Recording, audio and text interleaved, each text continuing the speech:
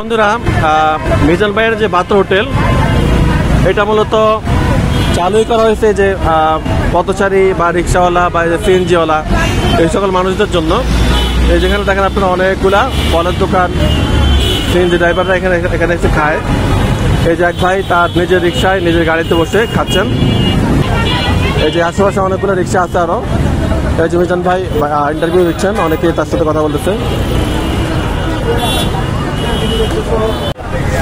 আসসালামু আলাইকুম ভাইয়া, কেমন আছেন? ভালো আছি। আপনার নাম কি ভাইয়া? লিটন হোসেন। আচ্ছা আচ্ছা, আপনি কি এই যে তালতলা এলাকায় গাড়ি চালান সবসময়? আমি তালতলা এলাকায় গাড়ি চালাই, আর পাশে হলো মোহাম্মদপুর। মোহাম্মদপুর বাসা। হ্যাঁ, মাঝে মধ্যে কি এখানে খাইতে আসেন না নিয়মিতই খান? না মাঝে মধ্যে আসি। মাঝে মধ্যে। তো খাবারের মান কেমন, আপনার কাছে কেমন লাগে? ভালো আছে। আপনি তো একদম ঝোল নিচ্ছেন, কিন্তু মাংস তো খুবই ছোট। হ্যাঁ, তাহলে স্বাদ ঠিক আছে না? লবণ তারপর ঝাল ঠিক আছে? আসি খাইয়া যাই। পরে পরে আসেন না? একদিনও কি ফ্রি খাইছেন?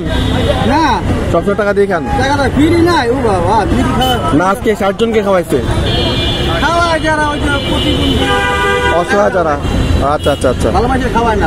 যারা আপনারা তো ইনকাম করতে পারতেছেন। ভালোই। অবশ্যই ফ্রি খাওয়া উচিত না যদি আপনি সুস্থ থাকেন, তাই না?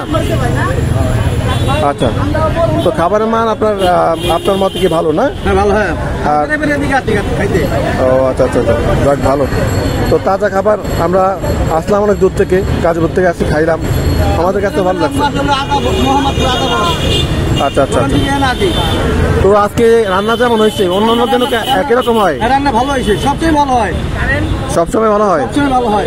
অনেকে বলে আগে থেকে একটু বেশি হয়। এখন কি আরো ভালো? আর ভালো, আগে থেকে আরো একটু বেশি ভালো।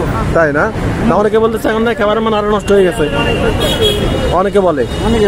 কিন্তু না, অনেক মানুষ গ্রামের থেকেও আসে, খাওয়া যায়। হ্যাঁ, আমি দেখলাম একজন দিনাজপুর থেকে আসছে, একজন ব্রাহ্মণবাড়িয়া থেকে আসছে, অনেক দূর থেকে আসে, সিলেট থেকে আসে। যাক ভাইয়া, কথা বলার প্রশ্নটা ভালো লাগলো। আপনি খাবার খান, ডিস্টার্ব করলাম, কিছু মনে করবেন না, ঠিক আছে ভাইয়া? আচ্ছা, ধন্যবাদ। আসসালামু আলাইকুম।